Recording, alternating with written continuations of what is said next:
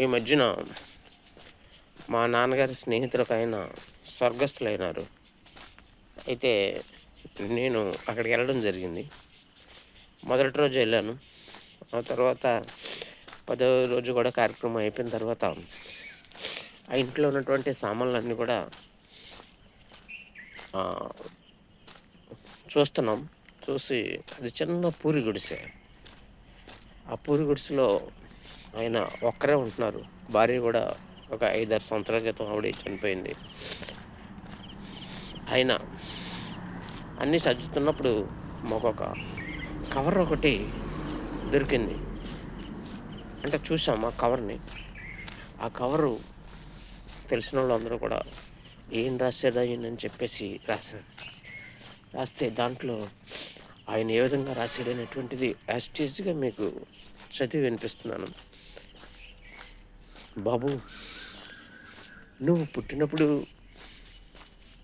ప్రియమైన కుమారుడుకు, బాబు నువ్వు పుట్టినప్పుడు ఎంతో సంతోషించామమ్మా. అమ్మ కళ్ళలో ఆనందం, నా కళ్ళల్లో సంతోషం చూసి చుట్టుపక్కల వాళ్ళు కూడా చాలా ఆనందపడ్డారమ్మా. అదేవిధంగా నేను నా యొక్క ఒక రోజు కూలితో మొత్తం కూలి డబ్బులు వచ్చేటువంటి డబ్బులతో మొత్తం నా స్నేహితులందరికీ కూడా స్వీట్లు పంచానమ్మా. నా యొక్క ఆనందాన్ని నేను అలా పంచుకున్నానమ్మా నా స్నేహితులతో.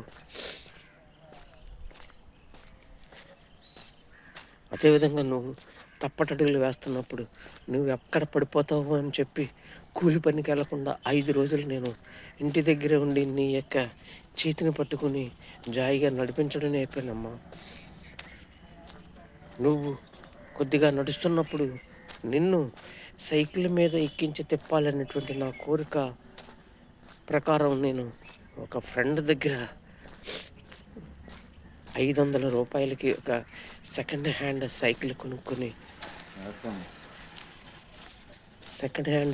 కొనుక్కుని దానికి ఎదురుగా గడ్డి మీద ఒక బేబీ సీట్ ఒకటి అరేంజ్ చేసి దాని మీద నిన్ను కూర్చోబెట్టుకుని ప్రతిరోజు ఒక గంట అరగంట సాయంత్రం పూట త్రిప్పేవాడినమ్మా. ఆ త్రిప్పుతున్నప్పుడు నువ్వు పడేటువంటి ఆనందం చూసి నేను పులకరించిపోయేవాడినమ్మా. అదేవిధంగా నీకు 5 సంవత్సరాలు వచ్చేటప్పటికి అమ్మ నా కొడుకుని ఎలాగైనా సరే ఇంగ్లీష్ మీడియంలో చదివించాలి అనేటువంటి పట్టుబడితే నేను రోజు చేసేటువంటి పనులతో పాటుగా ఒక 2-3 గంటలు అక్కడ ఇక్కడ కష్టపడి నిన్ను చదివించామమ్మా. 10వ తరగతిలో నువ్వు 580 మార్కులు వచ్చినాయని తెలిసినప్పటికీ ఇక నా ఆనందానికి అవతలేవమ్మా. మొత్తం నాకు నా దగ్గర ఉన్నటువంటి ఒక 1000 రూపాయలు ఖర్చు పెట్టి మొత్తం స్నేహితులందరికీ కూడా ఘనంగా పార్టీ ఇచ్చానమ్మా. అది నాకు నా యొక్క కొడుకు పట్ల నాకు ఉన్నటువంటి సంతోషం అమ్మ. అదేవిధంగా ఇంటర్మీడియట్ గవర్నమెంట్ స్కూల్లో వచ్చి కాలేజీలో బైపీసీ జాయిన్ చేశానమ్మా. ఎంచేతంటే నీ తెలివితేటలకి డాక్టర్ అయితేనే బాగుంటుందని బైపీసీ జాయిన్ చేశానమ్మా. ఆ బైపీసీ చదువుతున్నప్పుడు నువ్వు ఎంత కష్టపడ్డావో ఎంత చేసావో నేను ఎంత కష్టపడ్డానో నీకే తెలుసమ్మా. నా కష్టం అది కూడా నీకు పూర్తిగా నువ్వు ఎక్కడ బాధపడతావో అని చెప్పేసి నేను జాగ్రత్తగా నిన్ను చూసుకునేవాడినమ్మా. నీకు మంచి మంచి బట్టలు కొనిచ్చేవాడినమ్మా. కానీ నాకు ఒక నిక్కరు 2 చొక్కాలు మాత్రం ఉండేవమ్మా. అమ్మకి అవి కూడా ఉండే కదమ్మా. పాపం తను చిరిగిపోయిన చీరలు జాకెట్లు వేసుకుని ఎక్కడికైనా బయటికి వెళ్తాక మాత్రమే ఒక 2-3 చీరలు ఉండేవమ్మా. మిగిలినవన్నీ కూడా అమ్మ కూడా చిరిగిపోయిన చీరలతోటి తిరిగేదమ్మా. ఇలాగా నువ్వు ఇంటర్మీడియట్లో కూడా ఎక్కువ మార్కులతోటి పాస్ అయినప్పుడు నీకు డాక్టర్ సీట్ వచ్చిందని తెలియగానే నేను మీ అమ్మ ఎంత సంతోషించామో, ఈ ప్రపంచాన్ని జయించినంతగా మేము ఆనందపడ్డామమ్మా. నీ డాక్టర్ సీటుకి అమ్మ నువ్వు జాయిన్ చేయడానికి అమ్మ తన యొక్క మంగళసూత్రాలు తన దగ్గర ఉన్నటువంటి ఎప్పుడో అమ్మమ్మ వాళ్ళు ఇచ్చేటువంటి ఆ యొక్క గొలుసు కూడా అమ్మేసి నిన్ను డాక్టర్‌లో జాయిన్ చేశాము. డాక్టర్ చదివేసిన తర్వాత నువ్వు అమెరికా వెళ్తానని చెప్పినప్పుడు ఉన్న ఒక్కగానొక్క పెంకిటిల్లు కూడా అమ్మేసి ఆ డబ్బుతో నిన్ను అమెరికా పంపించామమ్మ. అమెరికా పంపించిన కొత్తలో నువ్వు నెలకి 2 నెలలకి ఒక ఉత్తరం రాసి ఇవ్వడమమ్మ. నీవు దగ్గర నుంచి వచ్చినటువంటి ఉత్తరం చూస్తే నువ్వు ప్రత్యక్షంగా మా దగ్గర ఉన్నావన్న ఫీలింగే గానీ మాకు వేరే విధంగా ఉండేది కదమ్మా. కానీ నీ దగ్గర నుంచి మాకు సంవత్సరం, 2 సంవత్సరాలు, 3 సంవత్సరాలైనా సరే ఏ విధమైనటువంటి ఉత్తరం కూడా వచ్చేది కాదమ్మా. ఒక అమ్మ 10 సంవత్సరాల క్రితం నువ్వు ఒక లెటర్ పంపించావమ్మా కవరు. ఆ కవర్‌లో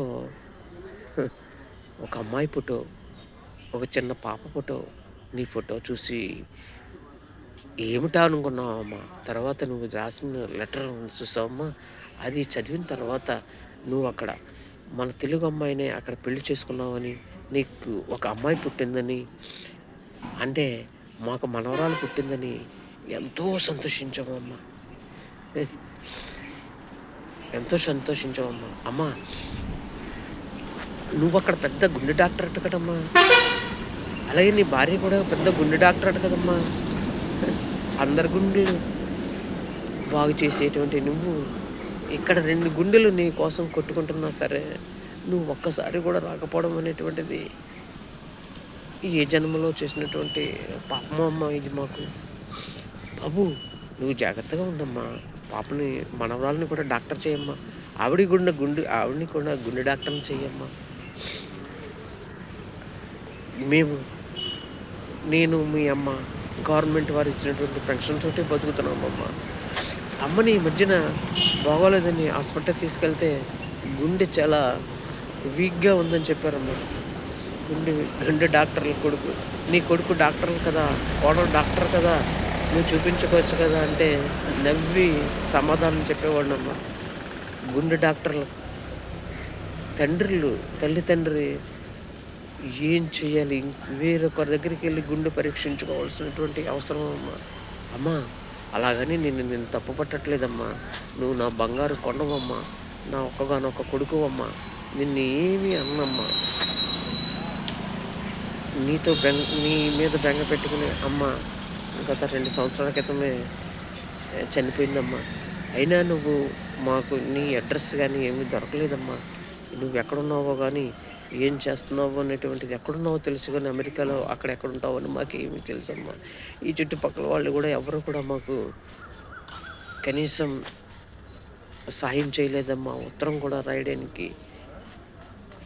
అమ్మా నువ్వు గబుక్కుని మరలా ఈ ఊరుగానే వచ్చేస్తావమ్మా. వస్తే ఇక్కడ 2 సెంట్లలో మన ఇల్లు ఉందమ్మా. ఆ ఇల్లు తాటేకిల్లమ్మా. అది ఆ తాటేకిల్లు చూడడానికి కానీ వస్తావమ్మా. నువ్వు రాకమ్మా. అవును బాబు, గత సంవత్సరం నువ్వు మీ అత్తవారిల్లు అనేటువంటి హైదరాబాద్ వచ్చావని చెప్పి ఎవరో స్నేహితులు చెప్తే సరేమ్మా నేను ఎంతో ఆనందపడ్డామమ్మా. నువ్వు ఇక్కడికి వస్తావు కదా, మమ్మల్ని చూస్తావు కదా అని చెప్పేసి. కానీ రాలేదమ్మా. అప్పటికే మీ అమ్మ గత సంవత్సరమే చనిపోయిందమ్మా. నువ్వు పొరపాటున కూడా ఈ ఊరు రాకమ్మా. ఈ ఊరు వచ్చిన మన ఇంటికి కాదమ్మా, మా ఇంటికి రాకమ్మా. ఎందుచేతంటే నిన్ను చూసిన వెంటనే మా ఆత్మలు ఘోషిస్తాయమ్మా. మా ఆత్మ ఘోష నీకు మంచిది కాదమ్మా. ఆత్మ ఘోషించినప్పుడు నువ్వు మా పట్ల ప్రవర్తించినటువంటి తీరుకి మా ఆత్మలు ఘోషించాయంటే మేము ఇక్కడ ప్రేతాత్మలాగా ఇలాగ తిరుగుతూనే ఉంటామమ్మా నీ కోసం. కాబట్టి దయించి నువ్వు ఎట్టి పరిస్థితుల్లో కూడా మా ఇంటికి రాకమ్మా. ఇక్కడ ఉన్నటువంటి ఈ 2 సెంట్ల ఇల్లుని కూడా నేను గ్రామ పంచాయతీ ప్రెసిడెంట్ గారికి చెప్పి అది గ్రామానికి రాసేసానమ్మా. దానికోసం కానీ నువ్వు కానీ వస్తావమ్మా అని చెప్పేసి నేను చెప్తున్నానమ్మా. ఎట్టి పరిస్థితుల్లో కూడా మా ఇంటికి మాత్రం ఇక్కడికి మాత్రం రాకమ్మా. జాగ్రత్తగా ఉండమ్మా. అమ్మాయి జాగ్రత్త, మనవరాలు జాగ్రత్త, నువ్వు జాగ్రత్త, నీ ఆరోగ్యం జాగ్రత్త. వేళకు తింటుండు, గుండె డాక్టర్ కదమ్మా, అన్నీ తెలుసు. అయినా సరే ఈ గుండె కొట్టుకొని పోతుంది, ఎప్పుడు ఆగిపోతుందో తెలియని నీ తండ్రి నీకు జాగ్రత్తలు చెప్తున్నాడమ్మా. గుర్తుపెట్టుకో అమ్మా. ఇదే నా యొక్క తుది శ్వాస విడిచేటువంటి ముందుగా నీకు చెప్పాలని చెప్పి ఈ ఉత్తరం రాశానమ్మా. అంతేగాని నిన్ను నలుగురిలో పలన చేయాలని గానీ, చులకన చేయాలని గానీ నేను ఈ ఉత్తరం రాయట్లేదమ్మా. కానీ ఈ ఉత్తరం ఎప్పటికైనా సరే నీకు చేరాలనేటువంటిదే నా యొక్క కోరికమ్మా. ఎందుచేతంటే నా దస్తూరి చదువుతుంటే, నేను రాసిన ఉత్తరం చదువుతుంటే మమ్మల్ని చూసినట్టుగా నీకు అనిపిస్తుందన్న ఉద్దేశం తప్పితే వేరే ఉద్దేశం కాదమ్మా. ఉంటాను తండ్రి. నీ యొక్క నిన్ను సదా ఎప్పుడు ప్రేమించేటువంటి నీ తండ్రి.